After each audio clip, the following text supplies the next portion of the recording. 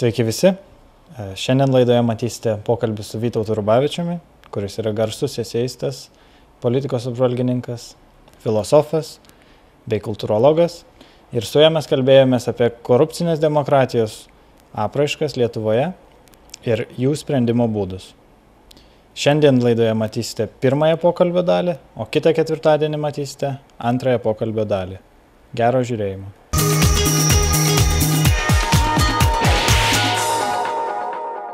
Tai aš norėčiau pradėti nuo pirmo klausimo, tai trumpai jūs pristatyti, kad jūs esate politikos apžvalgininkas, filosofas, kultūrologas ir jau daug metų nuosekliai nagrinėjate mūsų valstybės kūrimosi procesus, santykiai tarp valstybės ir jos piliečių. Aš norėčiau klausti, ar teisingame kelyje yra mūsų jauna valstybė? Klausimas sudėtingas, nes atsakantis jau iškart suponuoja, tarsi jis tą kelią matytų ir galėtų jau visą tą valstybės kelią ir įvertinti ir nurodyti, kur tai valstybei dėrėjo eiti. Tai kelio metafora viena ir šiaip yra graži, bet yra ir pavojinga. Aš šiaip jau esu linkęs kalbėti ne apie kelią, bet apie pamatus. Ir visada taip performuluoju tą kelio klausimą, ar kokius pamatus dėjome ir ar dėjome apskritai mes valstybės pamatus. Nes vis tiek valstybė yra tam tikras statinys, kurį kasdieniu triūsu visi žmonės vienaip ar kitaip jį renčia. Klausimas, kiek žmonių sąmoningai dalyvauja tame valstybės arba kelio tiesime, arba pastato rentime, ką jie buvo įdėję į tuos pamatus, nes nuo pamatų nepaprastai daug priklauso. Tie pamatai šiaip jau visada būna tokie tam tikri principai, dėl kurių visa visuomenė, jos politinis elitas sutarė, kad, sakykime, pamatų galėtume vadinti ir tokį sutarimą dėl teisingumo. Tai kūrėme teisingą visuomenę. Ir jeigu staiga mes pamatome, tai ir teisingą valstybę, jeigu staiga mes pamatome, kad tam tikrų metų pradėjo žiotis didžiulė praraja tarp socialinės atskirties praraja, tai mes staiga tada, aišku, visa visuomenė ir politinis elitas iš karto tarsi atsitokė ir kad mes jau kažką darome ne taip, nes tą reikia būtinai naikinti, nes mes juk sutarėme kurti teisingą valstybę. Tai kalbėdamas apie pamatus, tai aš esu priėjęs, ne tik kalbėdamas, bet ir mąstydamas, šiaip galvodamas apie tuos pamatus, peržvelgdamas tą Lietuvos valstybės istoriją, aš esu priėjęs prie tokios liūdnos ir pirmiausia savo išvados, kad pamatų nebuvo dedama valstybėje apskritai. Buvo renčiama valstybė, nes valstybės šiaip jau to kūrimo darbo tarsi ir nereikia daug pastangų dirbti. Paveldi tam tikras struktūras, valdžios struktūras. Ir tos valdžios struktūros tarsi tampa valstybės struktūromis. Jos ir funkcionuoja, žmonės ateina. Ir jeigu žmonės ateina kuo greičiau gauti savo naudos iš tų valstybės struktūrų, tai tokia valstybė ir funkcionuoja. Ji vadinama valstybė, nors iš esmės ji neturi esminio to valstybės tvirtybės dalyko, neturi sutarimo, visuotinio sutarimo dėl valstybės pobūdžio, dėl tų kertinių, pagrindinių, pamatinių dalykų. Tai pamatiniai dalykai net šiaip jau nebuvo svarstomi, net tais anais 90-aisiais metais buvo pasitenkinta ganėtinai paviršutiniškų demokratinės valstybės supratimu. Tai kas būdinga demokratiniai valstybei yra tam tikri tarsi atributai demokratinės valstybės, tai yra rinkimai, partijų veikla, žodžio laisvė, valdžių atskirimo principas. Ir visą tai labai paprastai galima įgyvendinti, tarsi nededant daug jėgų. Ir visi tie išoriniai atributai tarsi mūsų valstybėje jie yra, visuomenės tarsi žiūri ir mato, kad tie atributai yra, vadinasi, mes čia kuriame demokratinė valstybė, bet kai pasižiūri pro tos atributus, pro tos bruožus giliau, pamatai, kad nėra turinio, jie neturi turinio, to turinio, kuris būdingas yra vakarietiškai demokratijai. Tai esminiai tie dalykai vakariečiams ir visoms toms vakarų visuomenėms, kurias mes vadiname tokiamis pažengusiomis, išsivyščiusiomis įvairiai. Tai skandinaviško tipo, vokiečių, prancūzų, anglų. Tai yra keli kertiniai akmenys, kurie senokai yra dėti, stiprinti ir glūdinti, ar dar kaip, dėl kurių visiems tarsi yra savaime aišku. Tai yra savivaldos principas, įgyvendinama savivalda, visuomenė yra savivaldi, dideliai savo gyvenimo srity. Ir valdžia čia jokia politinė, jokia didesnioji, aukštesnioji valstybinė valdžia net į tą savivaldos vyksmą nesikiša, nes ta savivalda yra tarsi atskirta, kaip teisinė atskirta nuo įstatymų leidžiamosios, taip iš esmės savivalda yra bendros taisyklės ir yra labai aiškus supratimas, supratimas ir sutarimas dėl teisingumo. Būtina gyventi teisingoje visuomenėje. Valstybė turi būti teisinga, valstybė turi visą laiką palaikyti visų žmonių teisingumo nuojautą. Tai negali elgtis taip, kas kirstusi su visuomenės teisingumo nuojauta, ką mes matome mūsų valstybėje. Tai ir tas principas, teisingumo principas, jis yra įgyvendinamas per tai, kad visuomenė dalyvauja vykdant teisingumą. Visuomenė nėra atskirta nuo teisingumo vykdymo. Visuomenė visada dalyvauja vykdant teisingumą įvairiais būdais. Prisiekusiųjų teismai, kitokios formos rinkimai, prokurorų rinkimai, šerifų ar dar kokių nors policijos aukštų tos srities, kur yra susijusi su bendruomenėmis rinkimai. Daugelį įvairiausių dalykų. Visuomenės atstovai įvairiuose teismuose ir ypač tokiuose rezonansiniuose, kada reikalingas tiesiog visuomenės sveika nuovoka, nes tie sprendimai, teismų sprendimai, tai paliečia ne tik tą konkretų asmenį, dėl kurio čia viskas vyksta, bet tas sprendimas tampa precedentu visuomenėje ir jis gali turėti įvairiausių pasiekmių. Tai reikalinga tam tikra sveika ir visuomenės nuovoka, viskas diskutuojama ir taip. Mes to visiškai neturime. Tai visuomenė buvo atskirta nuo teisingumo vykdymo ir teisingumą pas mus vykdo ne teismai. Teismas nėra, nes teismą mes įsivaizduojame dažnai kaip tam tikrą instituciją ar vos ne pastatą. Ne pastatai vykdo, ne apskritai abstrakti institucija. Teisingumą vykdo žmonės, kurie tą instituciją valdo arba atstovauja tą instituciją. Tai teisingumą Lietuvoje vykdo teisėjai, tik tai teisėjai. Ir tai visuomenė niekaip neturi jokios teisės ir jokios galios dalyvauti vykdant teisingumą. Ir ką mes matome, kai tik visuomenė pradeda reikšti nepasitenkinimą teisingumu, tai mes taip pat girdime iškilių mūsų teisininkų ir politikų ir apgailestavimus ir netgi isteriškus apgailestavimus, neva ardomi teisinės valstybės pamatai.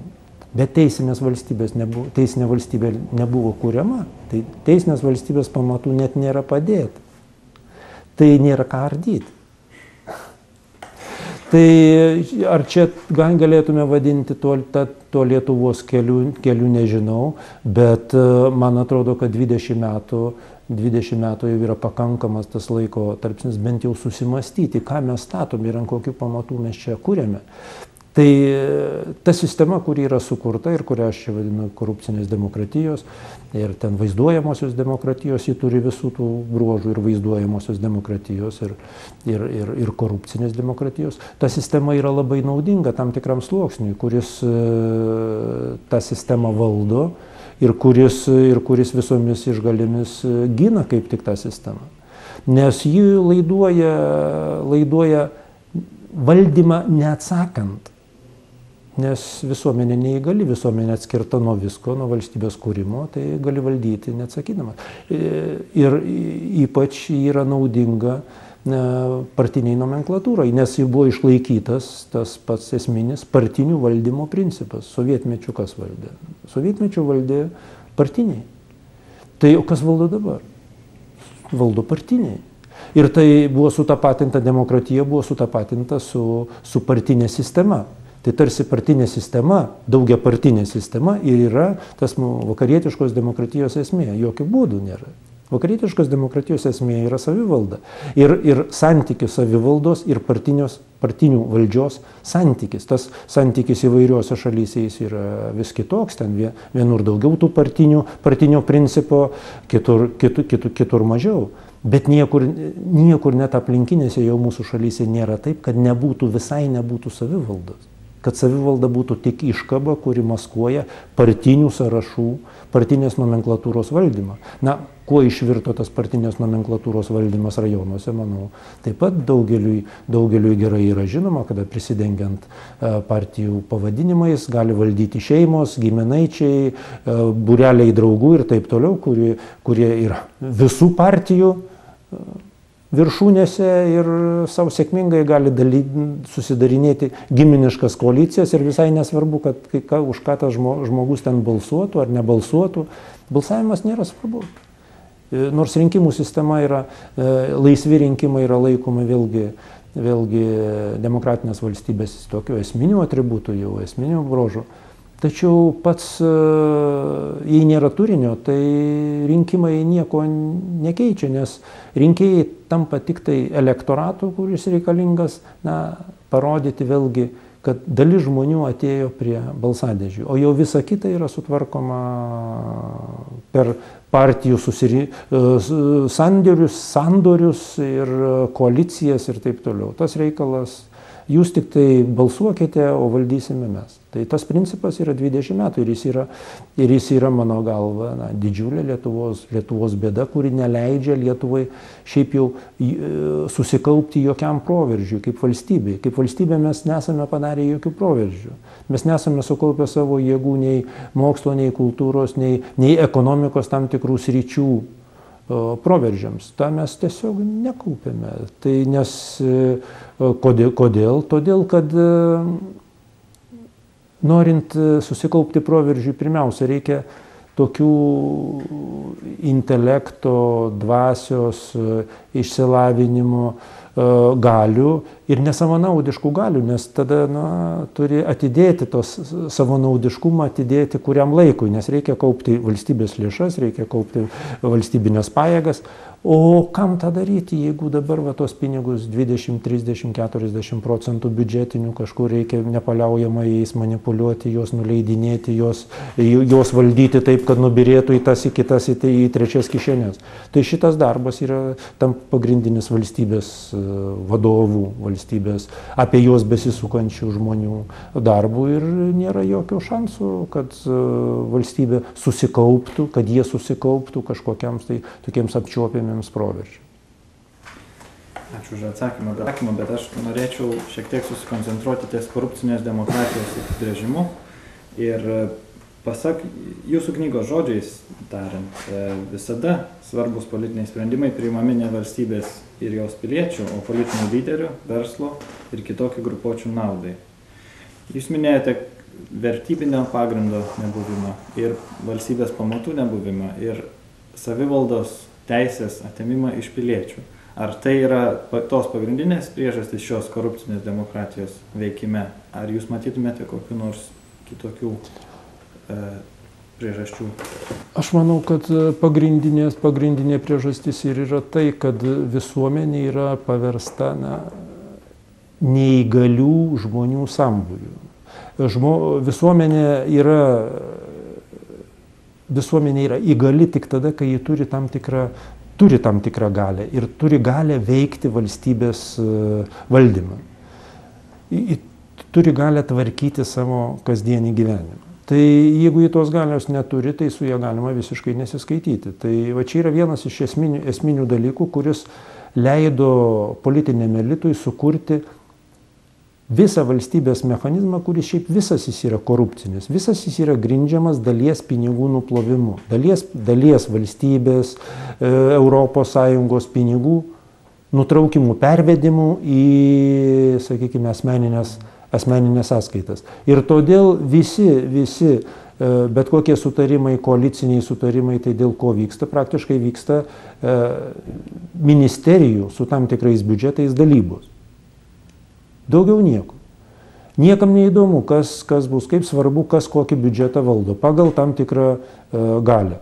Bet kai žiūri iš šono į visą šitą vyksmą, tai supranti, kad partiniai dalyjasi, nesvarbu, kaip jie vadintųsi, arba ten liberalai iš 1-3 atsiranda, arba ten iš konservatorių net atsiranda 2, po to jungiasi, po to vėl gali, kaip nori, taip, bet vis tiek jie dalyjasi tuos pinigus ir prie tų dalybų jie niekaip nenori prileisti jokių kitų žmonių, jokių visuomenės atstovų, jokių visuomenės grupių, na nieko.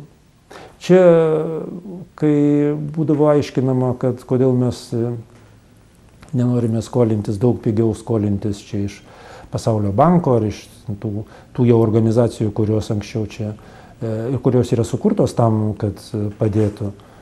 Man atrodo, kad mes nenorėjome skolintis dėl 2 priežasčių. Pagrindinė priežastis, kad nebūtų prižiūrimi, netaptume prižiūrimi tam tikrų užsienio institucijų, kaip mes čia tvarkome su savo finansais.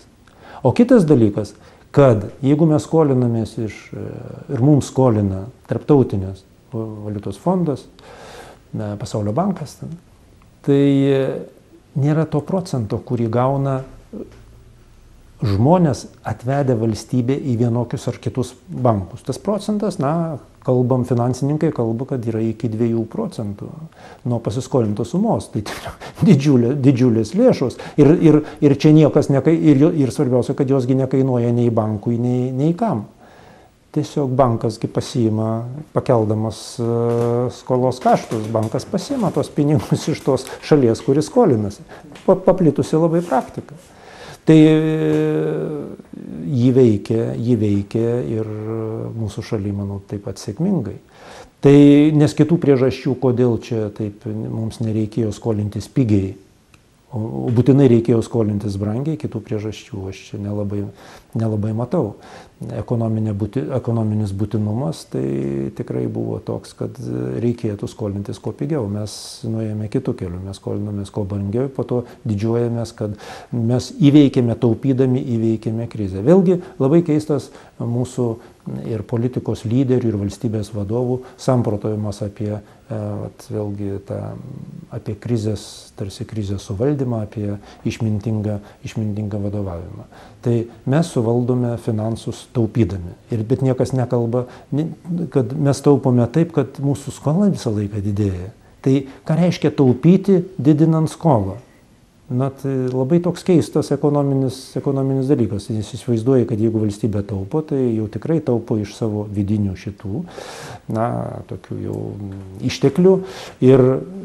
Bet išaugo labai klaikiai skola, tai reiškia kažkur netaupoma. Vienoje srityje yra taupoma, bet šiaip pati valstybė netaupo, nes jį didina savo skolą. Tai aš tik tais pavyzdžiais noriu pasakyti, kad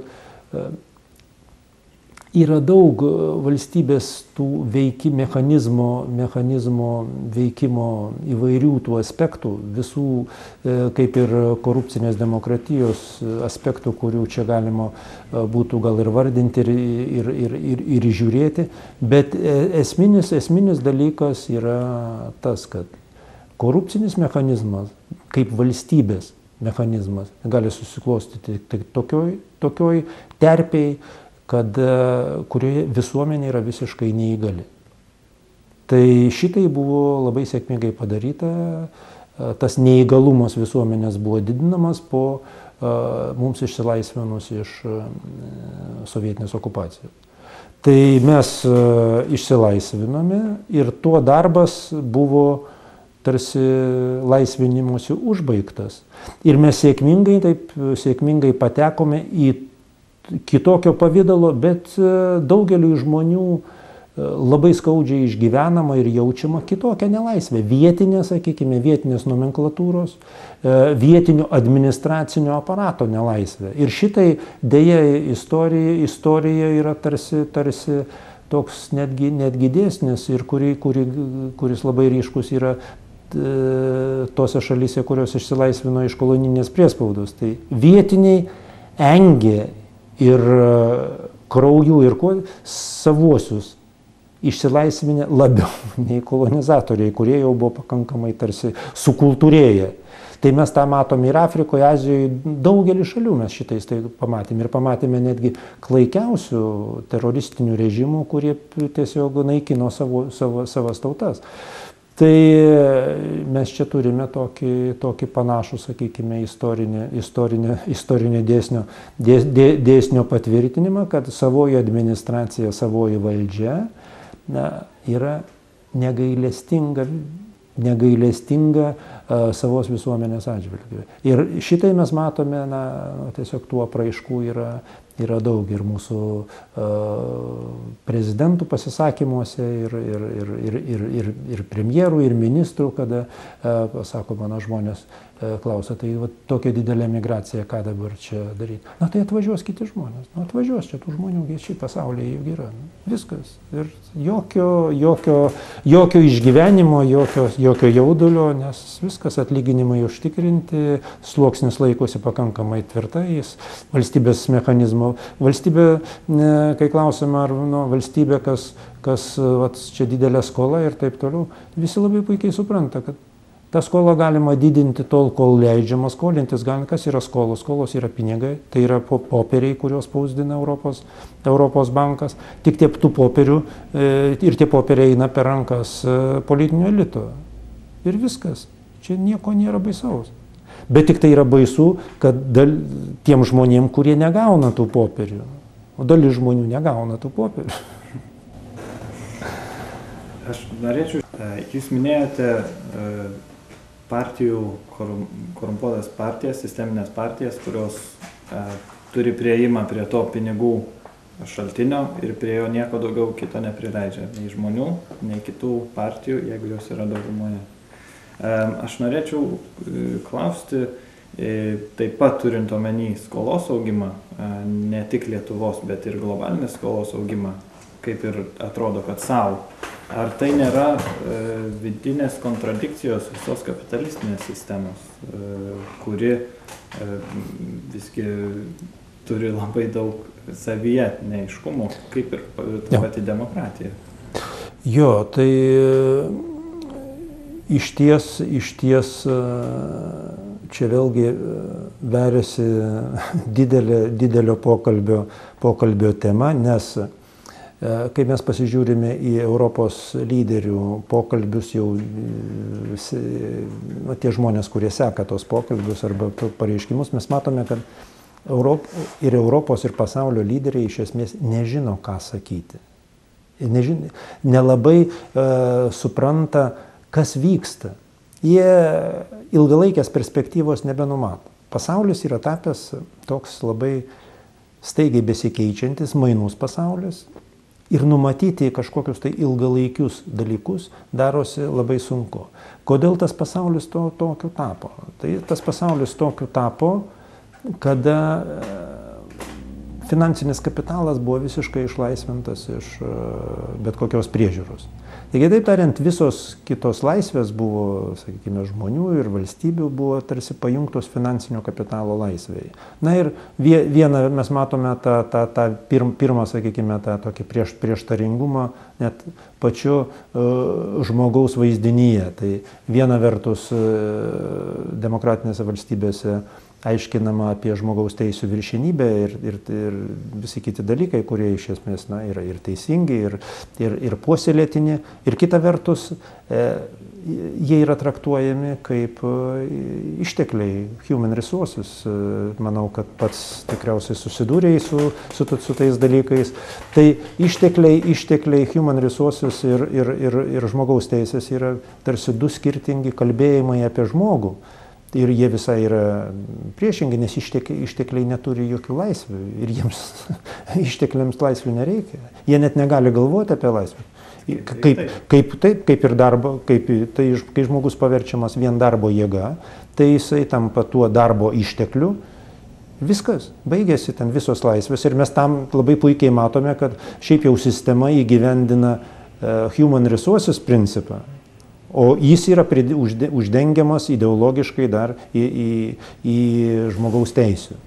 Tai, kad taip, visuomenių gyvenime sugyvena daugelis prieštaringų dalykų, tai nėra keista ir mes čia būtų galbūt net blogiau, kad mes kažkokiam vienam principui pajungtume visuomenės gyvenimą. To net neįmanoma, tik konclageris galbūt tai yra tas ideali vieta, kur vienas principas jau tai vyrauja. Bet